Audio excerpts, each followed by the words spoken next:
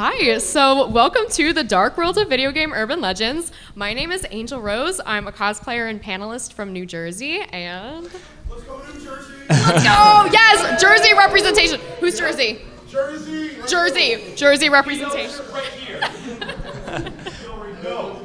And my name is BigGaming64. I'm from Delaware, and I'm a horror game YouTuber.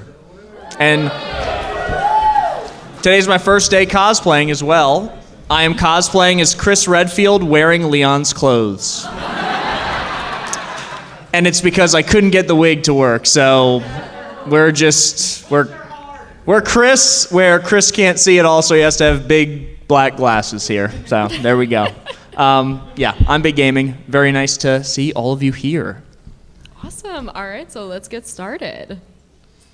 Okay, we just want to give a little disclaimer because as much as we love sharing these experiences and these dark subject matters with all of you, it is important to keep everybody safe. So this panel does have some fairly serious subject matter, but we generally try to keep everything PG-13. So there's no graphic detail about what we're going to be discussing, but expect things like depictions of death. Certain topics that I won't spoil have descriptions of certain symptoms that persist with things, and there's a little talk of like self-harm and suicide and stuff like that. So if that's not your thing, just please keep that in mind going into this panel. But yeah, we always like to give a trigger warning before any of these darker panels. Yes, and both of us are extremely big advocates for mental health in the horror space. So yeah, it's always good to be mindful of your mental health and what you're experiencing as we navigate these types of discussions. All right, so what is an urban legend? So an urban legend is an often lurid story or anecdote that is based on hearsay and widely circulated as true, and it kind of brings forward this idea of modern folklore. So really the key thing here is that we're talking about these things, but we are talking about them as if they are true or if they are true. That's essentially what we're doing. So is this true? Is this not true? That's what we're exploring when we talk about these urban legends that we spread. So how do urban legends spread? So there's 4 main ways. The big one is probably word of mouth. And I think that's something that we've all experienced, especially in the video game space, where somebody hears about something that's happening in a video game, some kind of like hidden content, any kind of like ARG or something, everyone wants to talk about it. We see people talking about it on Twitter. We see people talking about it on Reddit. We see YouTubers covering the topic about exploring a mystery that is happening in this environment. And then we also see like kind of like the schoolyard stuff where sometimes people will just go up to each other and be like, hey, I heard about this thing that's happening. So that's a really big one. Same thing with the internet is like a lot of times when we're spreading these types of things on the internet, like ARGs are like a huge type of urban legend that can exist entirely through the internet, and it's like this entire thing that is just posted up there to be navigated throughout using these types of internet channels. There's also chainmail, which depending on how old you are, you know that chainmail was a massive thing in especially the early 2000s, and even the more modern examples like info hazards. Like, how many people in here have heard, hello, my name is Carmen Winstead, like probably the #1 chainmail that we talk about of all time. So that is also one of the reasons. And then also entertainment. So that's kind of more so like massively produced like video games or television shows that cover these ideas of this modern folklore and are presenting them as if they are true. So urban legends, they grow and they change over time. The more that they are spread and details are added or missed, kind of think about it as like a giant game of telephone. So things are gonna change as they're being told.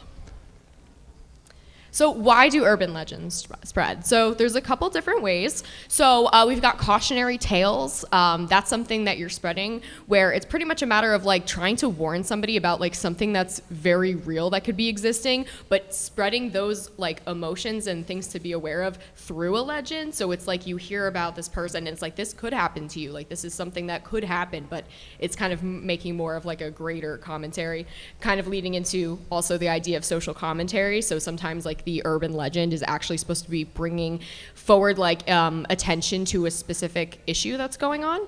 There's also connection within communities. Like spreading urban legends and type of stuff is really fun, and we see this a lot in the gaming space. Just the entertainment factor and the fact that people really want to just spread these. We are so interested in like these like, oh, is this true? Is this not true? And we're also just indulging our human interest in the macabre, and just like anytime we see something that could just be like, oh my goodness, wait, is this true? Is this not true? I want to go investigate. I want to find out. Like it's just entertainment. It's fun. We really enjoy it a lot of the times. I mean, granted, there are a lot of times where it does get a little out of hand, and I'm sure we have all experienced that, but overall, we do it for fun. Like, it's really something that's enjoyable, and they really can take mundane things that are in our everyday life and turn them into something that is very exciting. So what makes urban legends scary? There's obviously a psychological impact. We were talking about the phenomenon of chain mail with early text messaging, spread the word or else, like, if you don't spread this to 10 people, we're taking your Robux, like that sort of stuff. So yeah, there's obviously a psychological impact from that. Little confirmed information, hearsay. I know a guy who knows a thing or two, especially with the whole playground, schoolyard environment. I was genuinely told Mew was under that truck in Pokemon Red and Blue, and I believed it for years. And I was just a frustrated little kid, so I just never got Mew. I still believe he's under that truck, really. That was true taste of disappointment. Yeah. And it's, kind of triggering those real life fears. This can happen to you. It can happen to anybody who's sent XYZ. And I think the fact that these urban legends have to do with such regular, everyday, seemingly mundane things, I think that's what allows so many of us to feel connected and fascinated by them. It does seem like something that could happen to any of us. Okay, so also we'll talk about the impact of these legends on the media that is being featured in the urban legend. So urban legends as a whole, they can actually help and hurt the reach of a piece of text, as urban legends, they impact the reception and willingness to engage with the game. We see this a lot of times when there's like urban legends that are being spread about games for children. That's a really big one. Like as soon as you hear that something might be going on with a certain game, a lot of parents, they will take their kids off of it. They'll be like, we are not engaging with this platform until further notice, until we hear more information. So a lot of times like that is a type of situation where it can hurt. But then there's other times where people can like hear about an urban legend and they will go out of their way to purchase that game specifically to see if they can make it happen. And we see that a whole bunch. That is like, it's really one of those situations where it's like, it doesn't really have necessarily negative impact because there's negative and positives that come from it. And when I was in graduate school, I took a class on crisis communication, and one of the things that they absolutely drilled into our heads is that if the public is saying that you have a crisis, you have a crisis. Like if there is something that is being spread about your game and it is going viral and people are talking about it, it's a very real issue, and it's something that either the developers or the creators will either have to engage with, or kind of just let it do its thing and see where it goes, because these things absolutely grow and change over time, and it's probably one of the most interesting things about urban legends. So urban legends at their core, they can both arise naturally and be created for entertainment purposes specifically. The main anchor is that the information is presented as truth. Anyone familiar with Reddit No Sleep in Yes. here? Yes. Anyone read Reddit No Sleep stories? Yes. Number one rule of Reddit No Sleep stories is everything you read on here is true. And that is the mindset you have to go in with. Obviously, of course, you're reading these stories, it's a work of fiction, but it's the suspension of disbelief that fascinates us and that makes things interesting. It's the same way you would enjoy any other piece of media. It is how you have to go in mentally to this. The information is presented as truth.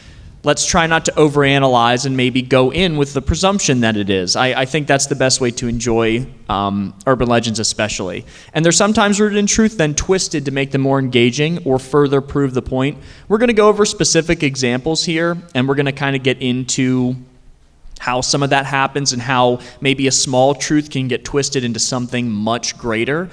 Which normally ends up being the root of a lot of urban legends that at least are partially rooted in truth. There are some that are just completely well, we'll get to those. Yeah, so we're going to go over specific examples, and we're also going to go over specific examples and like for each one say whether or not it's a hoax or whether or not it's true, or yeah, so it's fun. So let's go way back. To the shock of no one, a lot of these urban legends around gaming are rooted in older games. There's kind of a more mechanical aspect to, cartridges, older pieces of tech. They seem more fallible or more faulty or simpler, where these changes could result in situations that allow the urban legend to happen. So many gaming urban legends surround older games and systems. This is to utilize the lesser documentation of media from previous decades of believability, utilize misremembered childhood memories for horror. A lot, again, going back to the playground thing. One story, you're playing telephone game with your friends on the playground, and a story that you're misremembering about something as a kid gets passed along and twisted further and further and further. And of course, as is the core of many of these urban legends, nostalgia. Nostalgia is the easiest way to get someone hooked and get someone impassioned with a story. So you're going to see that a lot in here. Nostalgia is a part of almost every one of these examples we're going to go over. Okay. Here's the first example. Who here has heard of Polybius? Not a surprise. Polybius is arguably the most iconic and earliest examples of what we know as a video game urban legend. So basically, Polybius is this idea of a quote-unquote haunted arcade cabinet. Well, it's not haunted, but basically, all of a sudden in Portland, Oregon one day, this arcade game called Polybius that no one has ever heard of shows up at this random arcade and is just put there for the general public. People start reporting on the early ages of the internet and in early message boards, we're talking early 2000s, that people playing Polybius are starting to get dizzy, nauseous, experiencing a variety of different physical symptoms from just playing this arcade game. And there's also reports of why are there strange men in suits hanging out at this arcade watching this specific arcade game? Why is this arcade game not available at any other location in the United States? And you guys have to remember, this is the early age of gaming when the general populace doesn't really understand what video games are in a way and how harmful or not harmful they can be. But what ended up happening with this story is it escalated into Polybius is an arcade machine created by the CIA to test torture on the general public. And that playing this game is a specially designed government form of torture. And oh my God, we can never play this game. How terrifying. Here's the deal about Polybius. It's a hoax. Completely. It's completely made up. No, there is not there's not an arcade cabinet that will make you dizzy and die created by the CIA. So this whole idea came from, early video game knowledge where, oh my God, games are going to rot your brain. Games are terrible for our children. Games are ruining the IQs of our public. It's horrible. And those kind of fears about what video games would do to society at large, in my opinion, are kind of thrust into this concept that became Polybius, this arcade game that literally rots people's minds, basically. And of course, it was created by the government because that's always has to be a part of everything. But there is actually a game called Polybius, but it's a PS4 game, and I don't think it really has anything to do with what Polybius was supposed to be. I think, based on the early message boards or their reporting, Polybius was kind of like a vector graphics kind of spaceship game. I think the PS4 Polybius takes place in space. I don't know, but it's not going to hurt you or make you dizzy or die or anything like that. It's just a normal game that I think is capitalizing on the mythos of, the most popular urban legend in gaming, Polybius. Exactly. All right. So now we're going to talk about the Webkinz virus. I I have to ask. That always gets the biggest reaction. It always does, every single time. And I insisted that this go into this panel because I lived this, okay? How many people in here have experienced hearing about this urban legend, like at some point, whether you were in school, whether it was on the internet, because this was the early days of the internet.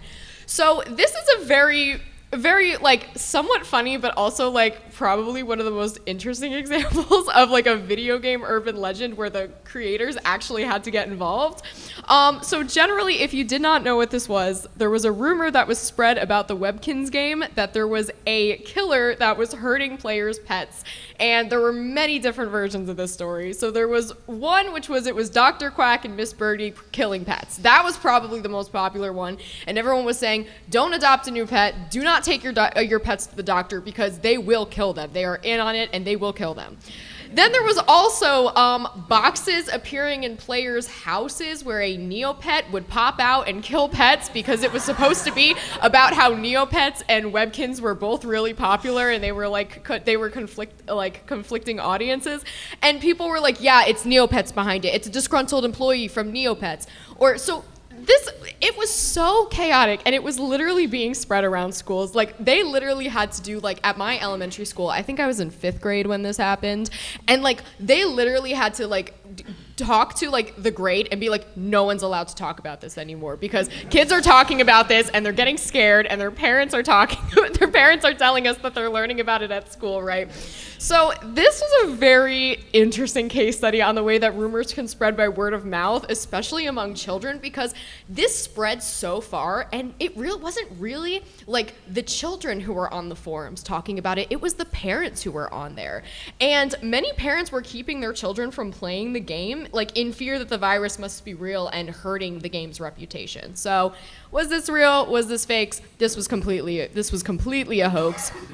And Webkinz actually released a formal statement that the legend was not true, and a lot of the recordings of the virus in action, whether it be, they were fan creations, they were not actually real, but it was definitely scary to be a child who had Webkinz, like, living this in real time, because I remember being absolutely terrified. It's probably one of my biggest memories of, like, 5th grade, truthfully.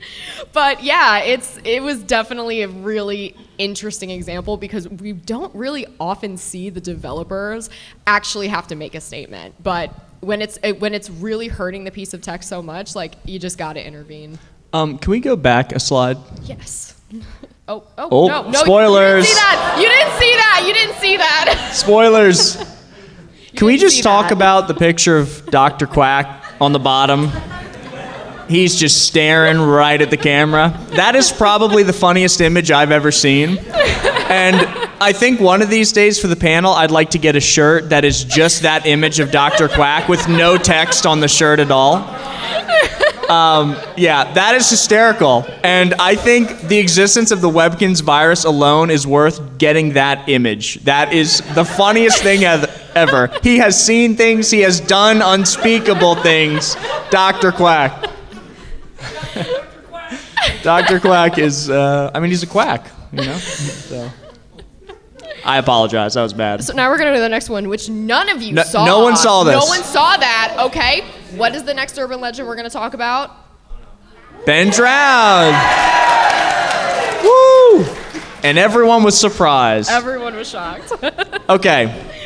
Who here has heard of Ben Drowned? All right. Oh, wow, that's the most, That's actually. actually the most so far, Is it more yeah. popular than Polybius? Impressive. Okay. So I consider Ben Drowned the most iconic creepypasta, or at least gaming creepypasta ever made. But we're going to get into the nitty-gritty of Ben Drowned here. One of my favorite, probably my favorite video game urban legend, actually. So this was kind of one of the big reasons why other similar stories about older games like Godzilla NES, Sonic.exe, why that stuff sort of took off. I think Ben Drowned was really the driving force behind that. But fun fact, what we're going to talk about today with this is actually only about 5% of the story. What many of you know as the story of Ben Drowned is really just the beginning. After that, like, it starts becoming about world-ending cults, and it completely jumps the shark basically after halfway through season 1, and I don't know. I didn't continue past then. So we're going to talk about the iconic stuff that everyone knows that also happens to just be the beginning. So, Ben Drowned centers around a college student getting back into retro gaming. He gets a Nintendo 64, borrows some games like Super Smash Bros., GoldenEye from friends, and then, of course, like many of us probably have done, starts going around to different yard sales and things like that to try to find retro games. So he finds this one guy's house. The guy has a cartridge that is just a gray cartridge with the word Majora written in red on it, and says, hey, I can sell you this game. The previous owner had it. So he takes the game home, puts it in his console, and notices, okay, this is just a regular version of Majora's Mask. Let me just go ahead and delete this save file from the kid who played it before, named Ben. Well, bad idea. Yeah, big mistake, because he kept trying to make new save files, and then they were still named Ben. And as he played the game, he started to report on 4chan with images and videos, strange things that were happening in the game. And when I say strange things, I mean things that maybe if you weren't super familiar with Majora's Mask at first, you wouldn't even notice that there was anything wrong. Just maybe certain NPCs not saying the right things, or certain pieces of the game's architecture out of place. And then as things progressed and continued, it would become more and more unsettling and disturbing. That creepy statue of Link that you see that is always associated with the Ben Drowned, with the Ben Drowned urban legend, is actually the statue of the Elegy of Emptiness, and it's a real thing in the game. It's just they took that, and now that thing follows you around, and it's in strange places. So it's something normally you're used to seeing, but now you're seeing it in a different spot, and that makes it scary for some reason. And it was scary, to be honest. So yeah, that's kind of how the story progressed. The whole idea was that the ghost of a kid named Ben who drowned and passed away is haunting this cartridge, and it's kind of like a long-winded way of detailing that. So, is this real? Shocker. No. But it's cool. No. Ben Drowned is, again, it's a creepypasta. It's a story. What made it seem real, though, again, was fairly early age of the internet. Not nearly as early as Polybius, of course, but, we're talking 4chan posts with evidence and proof of these strange things happening in the games. Well, the beauty of old games is that they're pretty easy to manipulate by modern standards. So, if you have some general knowledge and know-how about that sort of thing, you can make those strange things happen in the game, and thus turn what is seemingly a normal kids game. I actually don't think kids should be playing Majora's Mask. That game by itself, without Ben drowning, is scary. No, that's so bad. Yeah, it takes what seems like a kid's game and turns it into something uncomfortable and disturbing. I think also, one more point, this is the best example of what we were talking about before with like old hardware being kind of like one of the big things that spawns iconic urban legends. I think this is the best example of that. So, yeah. Awesome. All right. So now we're going to talk about Lavender Town Syndrome. How many people in here know this? Because it really seems like, Yep, there's a whole lot of you. So this is probably one of the most popular. I would say it's probably either this or Mew Under the Truck, like probably the most popular Pokemon urban legend, and especially the most popular Pokemon horror urban legend. So it was this legend that children in Japan were experiencing seizures, death, and possibly committing suicide after visiting Lavender Town in Pokemon Blue, Red, and Yellow. And what the cause of this, they were saying that it was frequencies in the music, because if you've played the game and you have been to Lavender Town, they've even used the pieces of the same song in future games. Like, it's very creepy. It is a very high-pitched. It is not a very pleasant sound by any means.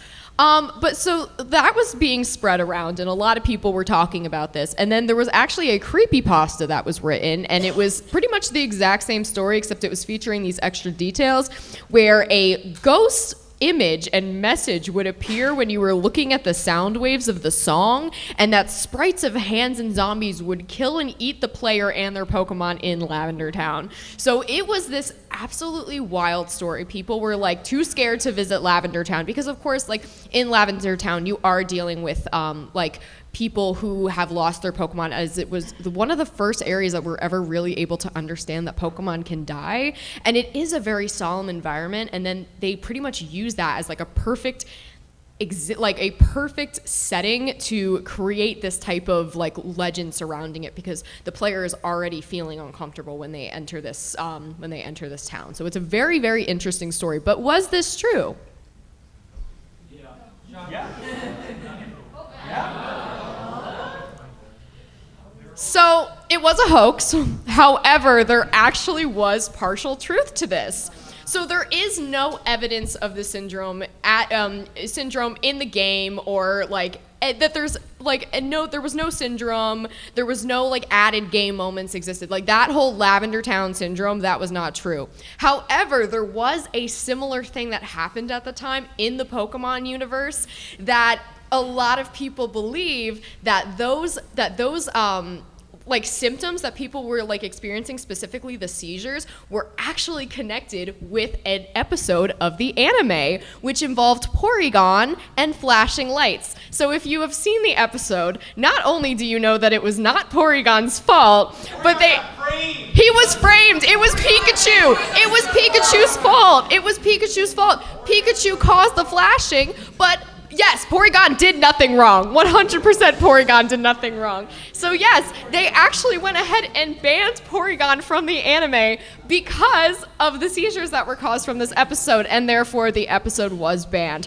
So it was believed that there was a lot of overlap that existed with the Lavender Town legend, where people were misremembering it as being from Lavender Town and not necessarily from the Porygon episode. So it was very unfortunate. Free Porygon. He was framed. He did nothing wrong. It was all Pikachu, but of course they can't ban their main character. So yes, he did nothing wrong. We love Porygon in this house. Yeah. What? We stand Porygon in this panel. We stand Porygon. Oh God. I'm glad we're all in agreement. Okay. Now we're gonna talk about Petscop. Okay. This is a really popular one. I'm waiting for them to boo one of these.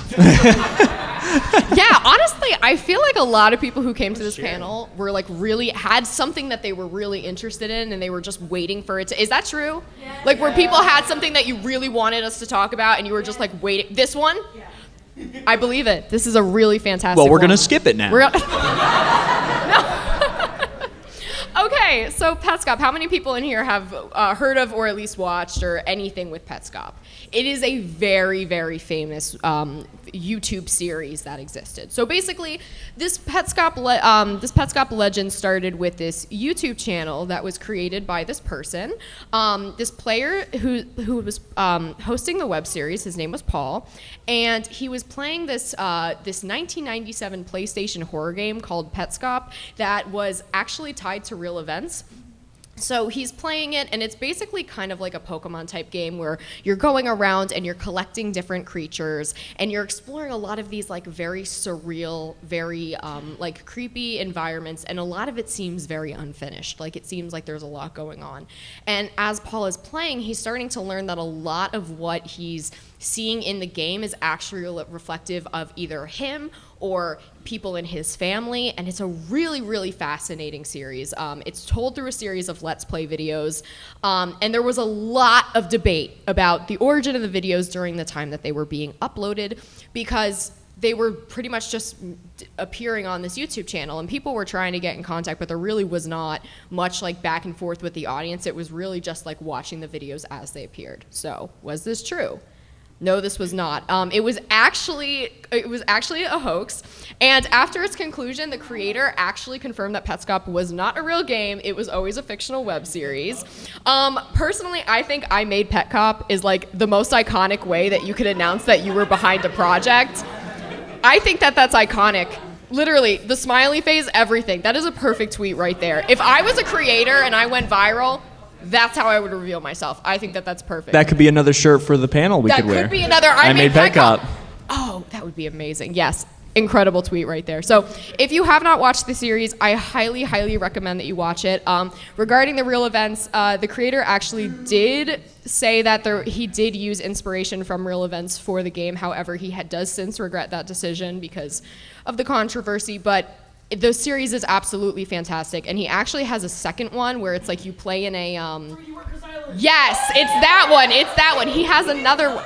Yes, he has another one too. And it's like you're watching, it's like a screensaver, right? It's like a screensaver. It's like screenshots of a screensaver and it goes through like different forums. Yes. Yeah, and it shows like the people and their reactions to it. Exactly. It's really like this creator is absolutely phenomenal. He is incredible and I highly recommend that you explore Petscop if you have not. There is so much to uncover and it is a really fascinating web series. So one thing I do want to say about this before we move on, if you go on like itch.io, there are dozens of recreations of Petscop from various different developers, different takes on Petscop. So technically, this is like, it exists as a playable game still. And again, there's a ton of them. There are like fake sequels to the game, all sorts of stuff. All of it's free. So yeah, if you kind of want to get a feel for what that's like, there are playable versions of Petscop out there. It's just not, yeah, it's not the true, like the original of the web series. But yeah, and that's honestly one of the really interesting like things that we see come out of Urban Legends is this creation of these fan games that people make and like trying where they want it to be real and they're like, well, we're going to make it real. We're going to bring this into reality. All right, so now we're going to talk about Lacey's wardrobe. I love that. I love the hype for this one. How many people heard of this one? Because I know this one's a bit on the newer side. Okay, so this is kind of similar to Petscop. It's kind of in the same vein where in 2022 it was a video that was called Lacey's Wardrobe Lost 2006 Flash Game was posted to YouTube. So the description of the video was, cute little game I found after many years. I remember playing this as a child, LOL. So a lot of us who were on the internet in the early days probably remember Newgrounds and going on and finding these little flash games on the internet and playing them. And some of them were a little bit creepy. But what's really cool about this one is that it actually is essentially in the bait and switch style where you are helping this girl. It says that Lacey's getting ready for a date and it says help Lacey. And you're basically helping her get dressed and you're sending her on her date and then you're sending her to different areas and it just keeps telling you help Lacey, help Lacey. Then you find out that Lacey has a stalker. And unfortunately, it does lead to her demise and the same dialogue box pops up except it says, what did you do? Incredible piece. So it was really inspired by the 2000s dress-up internet flash games. It is absolutely incredible. It is a fantastic work of art. So a lot of people were trying to find this game because they were like, this has to be real. Like, we got to find this. This has to be real. So a lot of people were searching for it, and did we find it? No, actually we did not. However, what's very interesting is that the popularity of it actually led to fan creations, and now there's going to be an official game including the creator that's called Lacey's Flash Games. It has a 2026 release date, but the demo is currently available on Steam, and it is fantastic. There's also a lot of ones, so it's not just the wardrobe one. There's also like a cooking one. Like, there's a whole bunch of different like flash games in the style, but also like tackling this really sensitive topic that like we talk about like the horrors of like existing like as a woman and things that you can encounter, and it's like a really beautifully done piece. If you have not watched it, I highly recommend that you do. It is fabulous, and I am so excited for the full game to come out because I did play the demo. It is excellent, and I know that you had mentioned that you're hoping to play it for the channel. Yeah, this is like a absolute no-brainer for a game for the channel. I do want to recommend, though, there are 2 games that are starting this series that are inspired by the Lacey's Flash games out right now, and you can play them on Steam. They're called, I think, Lily's Little Video Shop and Lily's Little Barnyard. I played Lily's Little Video Shop. Yeah, so those are very heavily inspired by Lacey's wardrobe, and it's the same kind of concept, early point-and-click Flash game. That's hiding a disturbing secret. But there's they're setting up what seems to be a pretty compelling story. So yeah, I just think it's really inspiring when stuff like this affects actual creations, and we all benefit from it because it's art at the end of the day.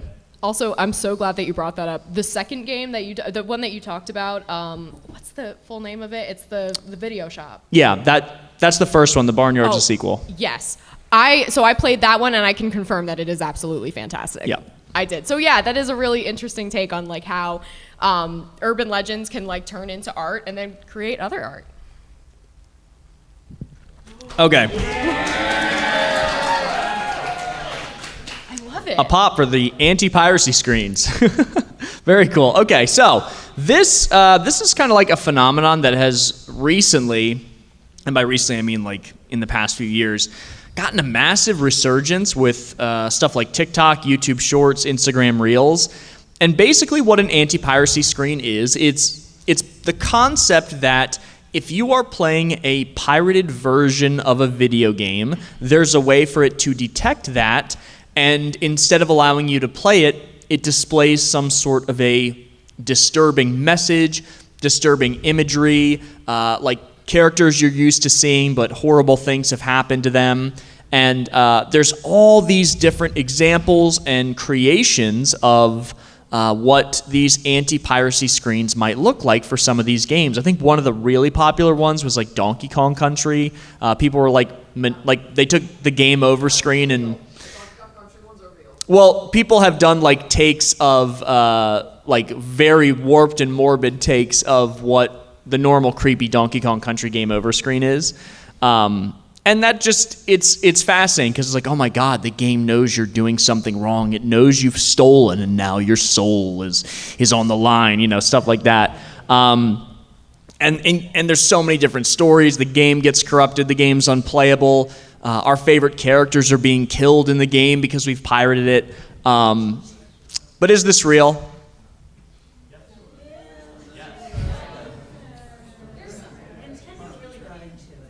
Actually, yeah, kinda. So this one actually is a partial truth. There are lots of examples of real anti-piracy measures in games. Now, they are not creepy and disturbing and horrible, and they're not coming for your soul because you have pirated Mario Party 2. But there are real anti-piracy measures in games, and I've written some of them down, and I want to talk to you about them because they are hysterical. So Crisis Warhead gives you a chicken gun. It's a gun that shoots chickens and does 0 damage to any enemy. So if the game detects you've pirated it, you can play it, you just can't go anywhere because the enemies kill you because you're shooting chickens instead of bullets. So it literally just replaces the bullets with chickens. Mirror's Edge. The game slows down every time you get close to an edge to jump. So you can never make a jump in the game. Which I can imagine people pirating that game and discovering that organically was the most controller-throwing experience ever. I would be tearing my hair out. That's probably my favorite anti-piracy measure because I can just imagine someone absolutely losing their mind over this. So in a game called Game Dev Tycoon, this is another really funny example.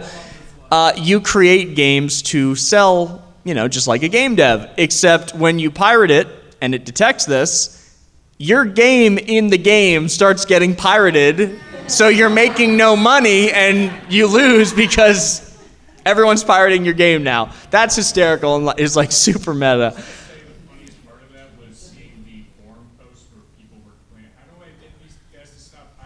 Yeah, it's like, well, buy the game. But one of the most in-depth examples is probably Spyro Year of the Dragon.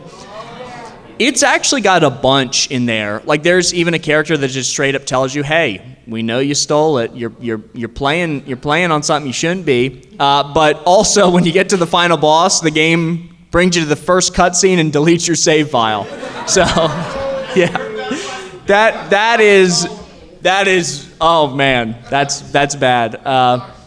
So Yeah, this technology has existed for a long time, where devs are able to have countermeasures for pirated versions of the game, and you can find so many funny examples like this.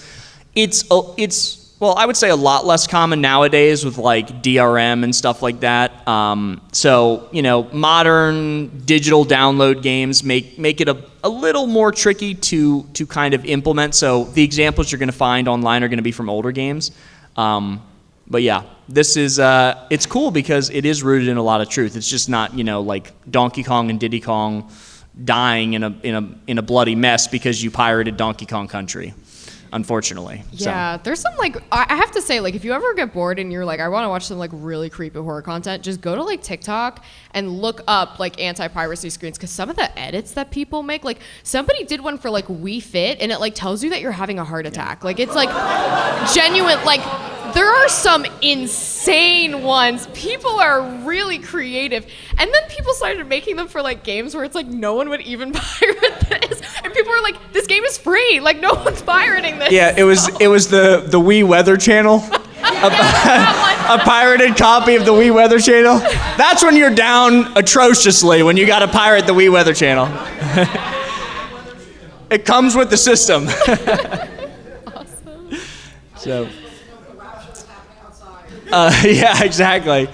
Okay, so this is the Q&A discussion portion. We want to hear your best examples of some gaming urban legends or strange stories. And what we're going to do is, we got my brother Jake over here. He is going to operate the microphone. And if we could is it okay for us to do a line? Line's good? Okay. Perfect. Let's go ahead and form a line on the right side here. And he's going to go ahead and hold the mic for you. Please limit it to just one short example, so that way we can hear from as many people as possible. We just want everyone to be able to share their own experiences and cool stuff they want to talk about with these games. So yeah. Can you guys hear me okay? Yeah, and please speak as close to the microphone as you possibly can, so that way we can hear it up here too. 4 words. Mount Chiliad Bigfoot. I didn't hear that. Mount Chiliad Bigfoot. I don't think I've heard of that one. Oh, it's a Grand Theft Auto? Oh, Bigfoot. Oh, yeah. Okay. Yeah, that's a good great one. one. Bigfoot. Hey, Bigfoot's real. He's there. I saw him. Rockstar games are interesting too, because they're such huge lived-in worlds that I think out of any other open world, they probably are more likely to create those kind of urban legends. I think there are some urban legends in some of the Red Dead games too. I just can't think of any examples off the top of my head. Oh, there's Bigfoot in Red Dead? Oh, he's probably actually there, though, in Red Dead. Red Dead, yeah. Actually, that's probably just the neighbor, to be honest, that they thought was Bigfoot. But yeah, thank you very much for that example. I appreciate it. The hanging Luigi shadow in Luigi's Mansion. Yeah. And it being intentional. Yeah. So there is a shadow in Luigi's Mansion that. Oh, yeah. Oh, yeah. That's a. Yeah, that's a creepy one. Yeah, it's a lighting bug, but people took it because of characterization at the time, especially sort of the early and mid 2000s, as some kind of potential thing, especially in new and beta footage that looked a little creepier. Yeah. There was a lot of point of discussion on whether Nintendo wanted to push the boundaries in that direction. Definitely. Yeah, that's a really good one. If that was modern Nintendo, that would have been patched out within half a day. The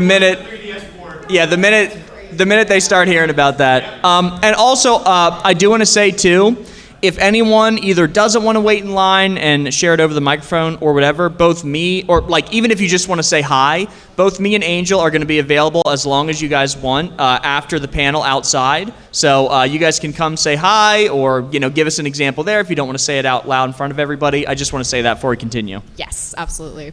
Thank you. Hey, has anyone heard of the Pokemon Charcolt and Rainer? No, I have not. Those are Pokegods. Yes. So they were apparently evolved forms of Charizard and Blastoise around the time that everyone thought that Meryl was Peekaboo. Right. If you remember that. Peekaboo. I've never even heard of that one. Peekaboo. Peekaboo. People thought Meryl was Peekaboo. I have No. not heard of that. I heard about it all the time on the playground in elementary school, and then after 5th grade, I never heard about it again. So, like, did this just happen on my playground? Like, what was the deal? And I never looked into it afterwards, so. Wow, yeah. Interesting. Yeah, that's one that's never even been brought up at one of these panels. Yeah, that Interesting. has not been brought up yet. Yeah, thank you. Sorry, my throat hurts really fucking bad from yesterday. But some of my favorite urban trends in video game urban legends is when there's like rumors about like, oh yeah, you can totally have this thing in your game if you just do a bunch of like really arbitrary, difficult bullshit. Like the most famous example I think is, besides like Mew under the truck, is like, oh yeah, Sonic is in Melee, and if you play Cruel Melee and win like 30 fucking times, he'll show up definitely, because like the people making those rumors are like, this shit is too hard. No one's gonna actually like. I tried to do that. I tried. No, I am not even joking. You could post anything on a message board, and if you were like 10 years old, you're like, okay, so that is a verified fact, and I am going to spend a day doing said verified fact. Yeah, no, I tried to do that to unlock Sonic. Oh yeah. See, I had the guidebook for Brawl. I knew he wasn't in there. Yeah. Okay, I got one that's real. Casting Snowgrave against Birdly. That feels... It's the most playground rumor stuff, that weird route, but it's all true, and that's crazy. Wait, what game? I don't is even. this? Deltarune. Deltarune. Deltarune. I refuse to play Deltarune until all the chapters are out. I'm one of those guys. I'm one of those guys. I'll play the game when it's done. It's an esoteric method to do it. You have to go so out of your way to do it, but it fucks with the game so bad. Learn how to do it in chapter 3. No. It'll tell you, but if you do just with chapter 2, that's playground rumor stuff. Thank you. Animal Jam's F-Man 122. Yeah! I have heard of that. A mysterious hacker by the name of F-Man 122 with a wolf avatar under the name Awesome Sunny Brave would send you a jamagram and allegedly hack your account. This happened to me. Not really. So the jamagram that it would send you was basically the default placeholder stuff with a gift that was blank, and if you opened it, it would hack your account and crash your game. I got a jamagram because my computer was so bad, it gave me a blank letter that said, thanks for playing with me, and it had a gift that would not load. It scared me so bad. Wow, that is yeah, that's fascinating. Thank you so much. So I wanted to talk about an anti-piracy measure that I really like in a game. So in Batman Arkham Asylum, there's actually two. One of them is like if you try to glide off of a ledge and the game detects that you pirated it, Batman will just flap his arms like a chicken. And a lot of people on forums were like, why is Batman flapping his arms like a goddamn chicken? So they basically exposed themselves as pirates. Yep. And the other one, which is also really funny, is that in the game you can grapple up to vantage points and whatnot. And if you pirated the game, there'll be a vantage point like that doesn't make any sense. It's like in the middle of like a wall or something. If you choose that vantage point, you're going into the void. You're just screwed. You will go past the wall and into the void of nothingness and just fall forever. That's awesome. That's so cool. And Thank you so much. that's a more modern example too, because like a lot of them are a lot more old school. So I like that. My example is 100% true, missing no. Yes. Yeah, that's yes. 100%. 100%. It's just amazing because to get it to happen, you have to do literally the programming equivalent of a rain dance.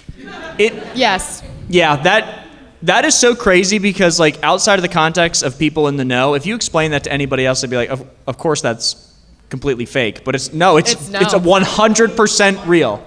Crazy. Hey, all right. So my example is something that involves a lot of like a mix of what everyone else has said. In Pokemon Ruby, Sapphire, and Emerald, there's a space station in one of the cities. There's an online rumor that said if you talk to the guy enough times or you beat the Elite Four enough times or something arbitrary, they'll let you go into space and fight Deoxys, a legendary Pokemon. Now, the thing is that was obviously false, that was a hoax, but eventually, in the remakes, it became true. In the post-game, you could actually, there's like a quest where you could actually like Yeah, where you actually, like, there's a giant meteor coming. You have to stop it. So, like, the space station's like, okay, hey, we'll get you a rocket. We can help you blow it up. But then instead they do some other stuff. But you still fly into space, you destroy the meteor, and you fight Deoxys. That is awesome. That is so cool. I love when developers do that. I think Club Penguin did that too, where they made it where you could actually flip the iceberg before they ended the game. So that sounds exactly like that, giving the people what they want. Thank you so much. I'm hearing so many new ones from you guys in this panel. This is so cool. Thank you so much for that example. That's great. Thank you so much. Hi. So one from my own childhood that I literally just remembered like a few minutes ago is Professor Oak's will. Back in Pokemon Crystal, was a rumor I remember being told where if you waited in Mr. Pokemon's house for 7 days, you will get a letter telling you that Professor Oak died, inside of which you will get a Celebi. Really? I did not remember that. That's fascinating. I don't know if... Again, this is one of those that I remember from my own school days. I nearly picked up Pokemon Crystal back then. Ultimately got stopped by my parents being told to save for the Game Boy Advance since that literally just came out. Wow, that's awesome. Thank you so much for telling me. I have not heard that one. Rest in peace, Professor Oak. One of my favorite ones is the 17th Colossus and everything that people talked about. Definitely, I think one of my favorite, I don't know if you call that mass psychosis or urban legend or what that became. But Same thing. One of the craziest things I've ever bore witness to. That is awesome, yeah. And also that game is just so cool. It's one of the games I think that is like, it almost begs for people to create examples of urban legends around it. Like Shadow of the Colossus is such a piece of art if you've never played it. It's awesome. The Wizard 101 hijack. I heard about this in like 2020 or 2021. I saw like Moist Critical cover it, and it's not scary, but it's more like there were these messages popping up for everybody that were basically it was theorized. It was implied to be one of the employees, and they were just like, "Oh, my job sucks. I hate this. Oh my God, I hate my manager." If anybody's reading this, just I burn the whole studio down. I don't care. Oh, I remember this. Yes. Oh, wow. That was wild. I do remember that. This is, I saw this like apparently like ghost hunters will use like the Xbox Connect thing to like try to scan for ghosts because like they'll like have like, I don't know, they catch like images of like dead people or something. Yes, I have heard of that.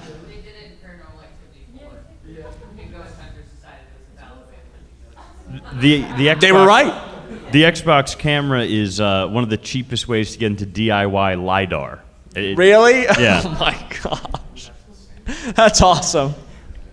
So I watch Oddheader a lot. Covers a lot of these. And yeah, he's awesome. One of my favorite stories from that is Final Fantasy VII. Spoiler alert for anybody who hasn't played this 20-year-old game. Halfway through, Eris dies. And there is a way that apparently you can do something where she stays alive and sticks around with you and says kind of weird things. And this was a rumor for a long time until it was found out to be true like a year ago. True? Yeah, it actually happened. There's some sort of sequence of button presses that you have to do where Eris stays alive and then stays with your party but doesn't really participate. It just says things that are really out of character. Interesting. I believe Final Fantasy VII had a lot of button combinations that were like used for debug and testing, and this was one of them, if I remember correctly. Oh, okay. Interesting. That's awesome. That's awesome. Yeah. So mine comes from not so much a horror game, but more of a driving game. I'm spinning the clock back to 1999 because there's this game, Gran Turismo 2. Now, for some people, there's actually an urban legend that even if someone, quote unquote, 100%s the game, they don't for three reasons. One, it was actually an incomplete game. They were actually supposed to include a drag racing mode, but it was never included in the final product.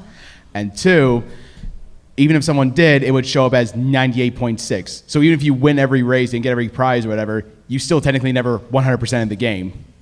But it never really affected me because I must have spent at least 1,500 hours in the game.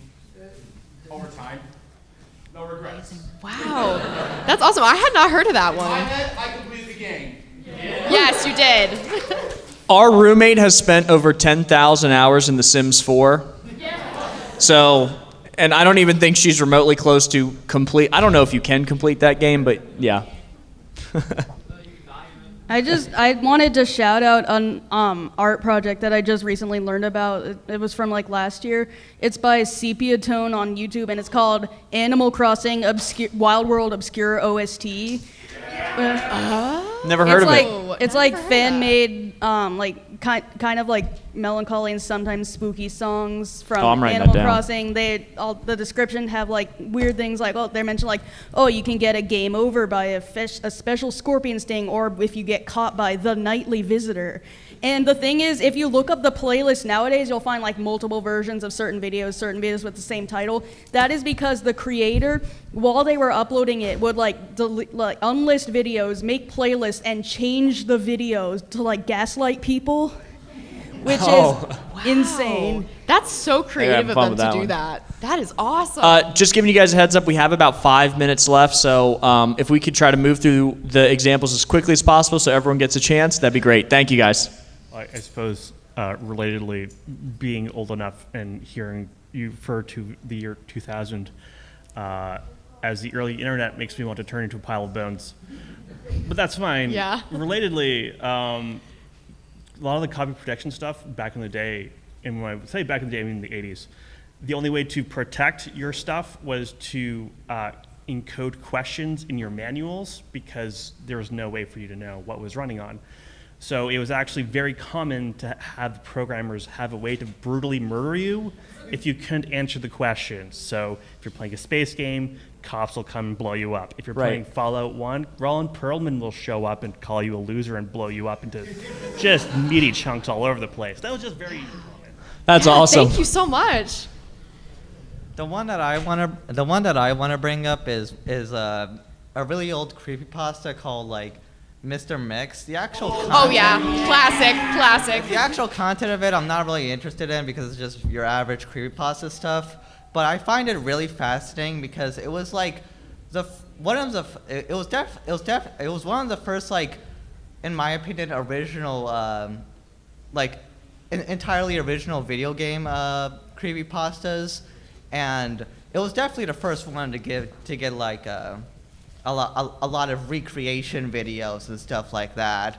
And I find original stories that are original stories to be much more interesting than like an old game, but now there's like blood everywhere and like stuff like that. So, Thank you so much. One word: interloper. Long story short, there was this company called F-Sky. It's like this Polish company, fake company for the series. It's a YouTube series, first I want to clarify. Basically, there's this command in the source engine that like basically the source engine is this like, in the story, is like this connected game thing that connects all the different like source games.